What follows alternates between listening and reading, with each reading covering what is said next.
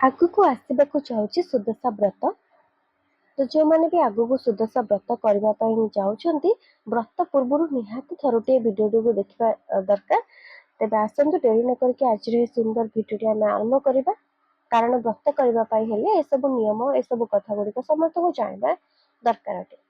ପ୍ରତ୍ୟେକ ଓଡ଼ିଆ ଗୃହିଣୀମାନେ ସୁଦଶା ବ୍ରତ କରିଥାନ୍ତି। ସୁଦଶା ବ୍ରତ ପ୍ରତିବର୍ଷ ଆରମ୍ଭରେ, ମଝିରେ କିମ୍ବା ଶେଷରେ ପଡ଼ିଥାଏ।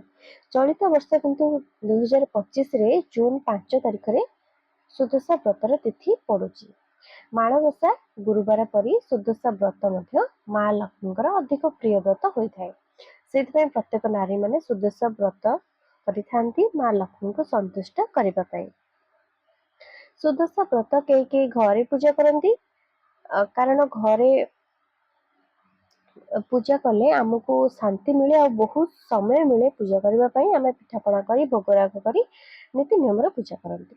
ଆଉ କେହି କେହି ଲକ୍ଷ୍ମୀ ମନ୍ଦିରରେ ମଧ୍ୟ ଯାଇକି ସୁଦଶା ବ୍ରତ ପୂଜା କରିଥାନ୍ତି। କିନ୍ତୁ ଘରେ ପୂଜା କଲେ ଅଧିକ ଆମକୁ ଶାନ୍ତି ଲାଗେ। ଯଦି ଆପଣଙ୍କର କିଛି ଅସୁବିଧା ଅଛି, ଘରେ ପୂଜା କରିପାରୁନାହାନ୍ତି, ତାହେଲେ ଆପଣମାନେ ମା ଲକ୍ଷ୍ମୀଙ୍କ ମନ୍ଦିରରେ ଯାଇକି ବ୍ରତ ପୂଜା କରିପାରିବେ ସୁଦଶା ବ୍ରତ। ଏଥିରେ କିଛି ବି ଅସୁବିଧା ନାହିଁ। କିନ୍ତୁ ପାଞ୍ଜିରେ ଯେହେତୁ ନୂଆ ବ୍ରତ କରିବା ପାଇଁ ଲେଖା ହୋଇନାହିଁ, ସେଥିପାଇଁ ପାଞ୍ଜିକୁ ସମ୍ମାନ ଜଣାଇ ଜୁନ୍ 5 ତାରିଖରେ ନୂଆ ବ୍ରତ ଆରମ୍ଭ କରାଯିବ ନାହିଁ। ଯେଉଁମାନେ ପ୍ରଥମ ଥର କରି ନୂଆ ବିବାହ କରିଛନ୍ତି କିମ୍ବା ଯେଉଁମାନେ ପ୍ରଥମ ଥର କରି ବ୍ରତ କରିବା ପାଇଁ ଚାହୁଁଛନ୍ତି ସୁଦଶା ବ୍ରତ, ସେମାନେ ଏହି ଜୁନ୍ 5 ତାରିଖରେ ବ୍ରତକୁ ଆରମ୍ଭ କରିବେ ନାହିଁ। କିନ୍ତୁ ପୂର୍ବରୁ ଯେଉଁମାନେ ବ୍ରତ କରୁଥିଲେ, ପୁରୁଣା ବ୍ରତୀମାନେ, ସେମାନେ ଜୁନ୍ 5 ତାରିଖରେ ନିଶ୍ଚୟ ବ୍ରତକୁ କରିବେ। କମେଣ୍ଟରେ ଏପର୍ଯ୍ୟନ୍ତ ଯେଉଁମାନେ ଜୟମା ଲକ୍ଷ୍ମୀ ଲେଖି ନାହାନ୍ତି, ସମସ୍ତେ ଜୟମା ଲକ୍ଷ୍ମୀ ଲେଖନ୍ତୁ ଏବଂ ଭିଡ଼ିଓଟି ଯଦି ଭଲ ଲାଗୁଛି ଲାଇକ୍ ମଧ୍ୟ ନିହାତି ଭିଡ଼ିଓକୁ କରନ୍ତୁ। ମାଙ୍କୁ 10 ସଂଖ୍ୟାଟି ଅଧିକ ପସନ୍ଦ, ସେଥିପାଇଁ ସୁଦଶା ବ୍ରତରେ ସମସ୍ତ ପୂଜା ଜିନିଷ 10ଟି ଲେଖାଏଁ ପୂଜା କରାଯାଏ। ଯେହେତୁ ମାଙ୍କୁ 10 ସଂଖ୍ୟାଟି ଅଧିକ ଭଲ ଲାଗେ, ସେଥିପାଇଁ ଯେମିତିକି 10 ପ୍ରକାର ଫୁଲ ପୂଜା ହୁଏ, 10 ପ୍ରକାର ଫଳ କିମ୍ବା 10ଟି ଫଳ, 10 ପ୍ରକାର ଫଳମୂଳ ମିଶିକି ପଣା ହୁଏ, 10 ପୁର ଦିଆ ମଣ୍ଡା ପିଠା ହୁଏ, ବ୍ରତରେ 10ଟି ଗଣ୍ଠି ପଡ଼େ, 10ଟି ହଳଦୀ ଗୁଳା ହୁଏ, 10ଟି ଗୁଆ ଇତ୍ୟାଦି ରଖିକି ସୁଦଶା ବ୍ରତ ପୂଜା କରାଯାଏ। ଘରେ ସୁଦଶା ପଡ଼ିବା ପାଇଁ, ମାନେ ଭଲ ଦଶା ବା ଘରେ ଶୁଭ ଦଶା ପଡ଼ିବା ପାଇଁ, ଘରର ମଙ୍ଗଳ ପାଇଁ ଏହି ସୁଦଶା ବ୍ରତ କରାଯାଏ, ଯାହାକି ମା ଲକ୍ଷ୍ମୀଙ୍କର ହୋଇଥାଏ। ସୁଦଶା ବ୍ରତରେ ମାଙ୍କର ପିତ୍ତଳ ମୂର୍ତ୍ତିଙ୍କୁ କିମ୍ବା ଉଭୟ ଲକ୍ଷ୍ମୀ ନାରାୟଣଙ୍କୁ ପୂଜା ଆପଣମାନେ କରିପାରିବେ, କିମ୍ବା ଗୁଆ ବସେଇକି ଏବଂ ମାଙ୍କର ଫଟୋ ପ୍ରତିମା ରଖିକି ମଧ୍ୟ ଆପଣମାନେ ସୁଦଶା ବ୍ରତକୁ କରିପାରିବେ। ମାଙ୍କର ମୂର୍ତ୍ତିକୁ ପୂଜା କଲେ ମଧ୍ୟ ଗୁଆ ଆପଣ ନିଶ୍ଚୟ ପୂଜା କରିବେ, ନିଶ୍ଚୟ ଗୁଆ ହିଁ ପୂଜା ହେବେ। ଆପଣ ଫଟୋ ରଖିଲେ କିମ୍ବା ମୂର୍ତ୍ତି ରଖିଲେ ମଧ୍ୟ ମାଙ୍କ ପାଖରେ ଗୁଆ ମଧ୍ୟ ବସେଇକି ପୂଜା କରିବେ। ଯାହାଙ୍କ ଘରେ ସୁଦଶା ବ୍ରତରେ 10ଟି ଗୁଆ ପୂଜା ହେବାର ନିୟମ ଅଛି, ସେମାନେ 10ଟି ଗୁଆ ମାଙ୍କ ପାଖରେ ରଖିକି ନିଶ୍ଚୟ ପୂଜା କରିବେ। ଯଦି ଆଗରୁ ଆପଣଙ୍କ ଘରେ ବିଧି ଅଛି ଏମିତି, ତାହେଲେ ନିଶ୍ଚୟ 10ଟି ଗୁଆ ରଖି ପୂଜା ହେବ। ଯାହାଙ୍କ ଘରେ 10ଟି ଗୁଆ ରଖିକି ସୁଦଶା ବ୍ରତରେ ପୂଜା ହେବାର ନିୟମ ନାହିଁ, ସେମାନେ 10ଟି ଗୁଆ ବଦଳରେ 2ଟି ଗୁଆ କିନ୍ତୁ ନିଶ୍ଚୟ ପୂଜା କରିବେ। 2ଟି ଗୁଆ ଲକ୍ଷ୍ମୀ ଆଉ ନାରାୟଣଙ୍କ ନାମରେ ନିଶ୍ଚୟ ପୂଜା ହେବେ। ଲକ୍ଷ୍ମୀ ନାରାୟଣ ହୁଅନ୍ତୁ କିମ୍ବା ମା ଲକ୍ଷ୍ମୀଙ୍କର କେବଳ ପ୍ରତିମାକୁ ତଳେ ରଖିକି ପୂଜା କରାଯାଏ ନାହିଁ। ମାଙ୍କ ପାଇଁ ଏକ ଖଟୁଲି ନିହାତି ରହିଥିବା ଆବଶ୍ୟକ। ଖଟୁଲିରେ ମା ଲକ୍ଷ୍ମୀଙ୍କୁ ରଖି ପୂଜା କରିବେ। ଲକ୍ଷ୍ମୀ ନାରାୟଣ ହୁଅନ୍ତୁ, ମା ଲକ୍ଷ୍ମୀ ହୁଅନ୍ତୁ, ଆପଣମାନେ ଖଟୁଲିରେ ହିଁ ରଖି ପୂଜା କରିବେ। ଗୁଆଙ୍କୁ ମଧ୍ୟ ତଳେ ନୁହେଁ, ପିଢ଼ାରେ ରଖି ପୂଜା କରାଯାଏ। ସୁଦଶା ବ୍ରତ ହେଉ କି ମାଣବସା ହେଉ କି ଲକ୍ଷ୍ମୀଙ୍କର କୌଣସି ବି ପୂଜା ହେଉ, ମା ଲକ୍ଷ୍ମୀଙ୍କୁ ହଳଦିଆ, ଧଳା ଏବଂ ନାଲି ରଙ୍ଗ ଅଧିକ ପ୍ରିୟ ଅଟେ। ସେଥିପାଇଁ ସେହି ରଙ୍ଗର ଫୁଲ ମାଙ୍କୁ ପ୍ରିୟ ଅଟେ। ଏବଂ ସବୁ ବାର ମଧ୍ୟରୁ ଗୁରୁବାରଟି ମା ଲକ୍ଷ୍ମୀଙ୍କର ଅତି ପ୍ରିୟ ବାର ହୋଇଥାଏ। ସେଥିପାଇଁ ସେ ଗୁରୁବାରରେ ହିଁ ଆମେ ମାଣବସା ପାଳନ କରୁ, ଆଉ ସୁଦଶା ବ୍ରତ ମଧ୍ୟ ଗୁରୁବାର ପାଳନ ହୋଇଥାଏ। ସୁଦଶା ବ୍ରତ ପୂଜାରେ 10 ପ୍ରକାରର ଫୁଲ ଲାଗିଥାଏ। ସେଥିପାଇଁ ମାଙ୍କର ପସନ୍ଦର ଫୁଲ ହେଉଛି ପଦ୍ମ ଫୁଲ, ଗେଣ୍ଡୁ ଫୁଲ, ସୋରିଷ ଫୁଲ, ଏମିତି ଅନେକ ପସନ୍ଦର ଫୁଲ ଥାଏ ଏହି ରଙ୍ଗର। ତ ତା ସହିତ ଆପଣମାନେ ଅନେକ ପ୍ରକାର, ଯେମିତିକି ପଦ୍ମ ଫୁଲ ସହିତ ବ୍ରହ୍ମକମଳ, ଟଗର, ଗୁଲିବାସ, ଟରାଟ, ଚମ୍ପା, ଗୋଲାପ ରଙ୍ଗଣୀ, ଅଶୋକ ଇତ୍ୟାଦି ଫୁଲ ଏବଂ ଆହୁରି ଅନେକ ପ୍ରକାର ଫୁଲରେ ଆପଣ ମାଙ୍କୁ ପୂଜା କରିବେ, ତାଙ୍କୁ ସଜେଇ ଦେବେ। ଏସବୁ ଫୁଲ ଗୁଡ଼ିକ ମାଙ୍କୁ ଅଧିକ ଭଲ ଲାଗେ, ମାଙ୍କୁ ସଜେଇବାକୁ ବି ବହୁତ ଭଲ ଲାଗେ। କିନ୍ତୁ ମନେ ରଖନ୍ତୁ, କନିଅର ଫୁଲ ଧଳା ହଉ କିମ୍ବା କୃଷ୍ଣ,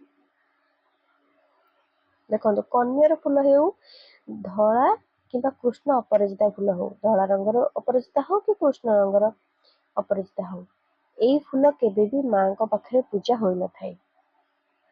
ଏଇ କଥାଟି ମନେ ରଖିବେ। ତା ସହିତ ସୁଦଶା ବ୍ରତରେ 10ଟି ଦୁବ ପୂଜା ହୁଏ, 10ଟି ବରକୋଳି ପତ୍ର, 10ଟି ଫୁଲ, 10 ପ୍ରକାରର ଫୁଲ ନଥିଲେ 10ଟି ଫୁଲରେ ମଧ୍ୟ ମାଙ୍କ ପୂଜାରେ ପୂଜା ହୋଇଥାଏ। ପୂର୍ବ ଦିନ ଠାରୁ ଏହିସବୁ ଜିନିଷକୁ ସଜାଡ଼ିକି ରଖିଦେବା କଥା। ଯାହା ସବୁ ପୂଜାରେ ଦରକାର ହବ ସେସବୁ ରଖିଦେଲେ ଆମକୁ ପୂଜା କରିବାକୁ ସହଜ ହେବ। ମାଙ୍କ ପାଖରେ 3 ଥର ଭୋଗ ଲାଗି ହୋଇଥାଏ। ଆପଣ ଯଦି ଘରେ ପୂଜା କରିବେ ତ ନିହାତି 3 ଥର ଭୋଗ ଲାଗି ହୋଇଥାଏ, ଯେମିତି ଆମେ ମାଣବସାରେ ପୂଜା କରନ୍ତି, ସକାଳର ଭୋଗ, ମଧ୍ୟାହ୍ନ ଭୋଗ ଏବଂ ସନ୍ଧ୍ୟା ଭୋଗ। କିନ୍ତୁ ଯେଉଁମାନେ ମନ୍ଦିରରେ ପୂଜା କରିବେ ସକାଳେ ଯାଇକି ପୂଜା କରିପାରିବେ, ମାଙ୍କ ପାଖରେ ଯାହା ସବୁ ଭୋଗ କରିବା କଥା ଭୋଗ କରିବେ, ବ୍ରତ ମଧ୍ୟ ପୂଜା କରିକି ଆଣିବେ। ସନ୍ଧ୍ୟା ସମୟରେ ମାଙ୍କର ଯେଉଁ ଆଳତି ହେଉଥିବ ସେଠି ଯାଇକି ମଧ୍ୟ ମାଙ୍କ ପାଖରେ ପୁଣି ଥରେ ସନ୍ଧ୍ୟା ଆଳତି କରିକି ଭୋଗ ଲାଗି ପୂଜା କରିପାରିବେ। ସେଥିପାଇଁ ଭୋଗ ପାଇଁ ଯାହା ଆବଶ୍ୟକ ପୂର୍ବ ଦିନ ଠାରୁ ସାଇତିକି ସଜାଡ଼ିକି ରଖିଦେବା ଉଚିତ। ଯଦି ଆପଣଙ୍କ ଘରଠାରୁ ମନ୍ଦିର ଅଧିକ ଦୂର ହେଇଯାଇଛି ତାହେଲେ ଆପଣ ସକାଳେ ହିଁ କେବଳ ମନ୍ଦିର ଯାଇକି ପୂଜା କରିନେବେ, ବ୍ରତକୁ ସେଇଠି ପୂଜା କରିକି ଆଣିଦେବେ। ସୁଦଶା ବ୍ରତ ପୂଜା ପାଇଁ 10 ପାଖୁଡ଼ା ଥିବା ପଦ୍ମ ଫୁଲର ଚିତା ପକାଯାଏ। ମାଙ୍କୁ ଯାହା ଭଲ ଲାଗେ, ମାଙ୍କୁ ଯେଉଁ ରଙ୍ଗର ଫୁଲ ଭଲ ଲାଗେ ଆମେ ସେଇ ରଙ୍ଗର ଫୁଲରେ ମାଙ୍କୁ ସଜେଇ ଦେବା, ପୂଜା କରିବା। ଯେଉଁ ଚିତା ଭଲ ଲାଗେ, ପଦ୍ମ ଫୁଲ ଭଲ ଲାଗେ ତ ସେଥିପାଇଁ ପଦ୍ମ ଫୁଲର ଚିତା ଆମେ ପକେଇବା। ଝୋଟି ଭଲ ଲାଗେ, ମାଣବସାରେ ପୂର୍ବ ଦିନ ଠାରୁ ସମସ୍ତେ ବୁଧବାର ରାତି ଠାରୁ ଝୋଟି ଚିତା ପକେଇ ଦିଅନ୍ତି, କାରଣ ବହୁତ ସାରା ଘର ପକେଇବାକୁ ଥାଏ। ସେଥିପାଇଁ ପୂର୍ବରୁ ସମସ୍ତେ ପୂର୍ବ ଦିନ ରାତିରୁ ହିଁ ଘର ଧୁଆଧୁଇ କରିଦେଇକି ଚିତା ପକେଇ ଦିଅନ୍ତି। କିନ୍ତୁ ଯେଉଁଠି ମା ଆସ୍ଥାନ ବା ବସିବେ, ଯେଉଁଠି ମା ଲକ୍ଷ୍ମୀ, ଗୁରୁବାର ଦିନ ହିଁ ସେଠି ସଜ ଚିତା ପକାଯାଏ। କିନ୍ତୁ ସୁଦଶା ବ୍ରତ ପୂଜା ପାଇଁ ଆପଣ ବାସି ଚିତା କେବେ ପକେଇବେନି, ସଜ ଚିତା ସକାଳୁ ସକାଳୁ ଭୋରୁ ଭୋରୁ ଆପଣମାନେ ପକେଇଦେବେ ମାଙ୍କ ପୂଜା ପାଇଁ। ମାଙ୍କର ଖଟୁଲି, ପିଢ଼ା, ପିତ୍ତଳ ପୂଜା ବାସନ ସବୁ ପୂର୍ବ ଦିନ ଠାରୁ ଧୋଇକି ସଜାଡ଼ିକି ରଖିଦେବେ, ସେଥିରେ ଚିତା ମଧ୍ୟ ପକେଇଦେବେ। ପୂଜାକୁ ସହଜ କରିବା ପାଇଁ ସବୁ ଆପଣମାନେ ଯୋଗାଡ଼ିକି ପୂର୍ବ ଦିନ ଠାରୁ ରଖିଦେବେ।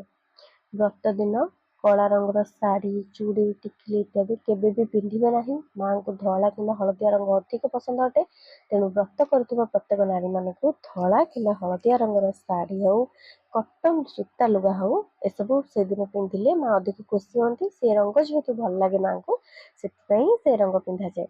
ଗୁରୁବାରରେ ହେଉ, ଲକ୍ଷ୍ମୀ ପୂଜାରେ ହେଉ କିମ୍ବା ସୁଦଶା ବ୍ରତରେ ହେଉ।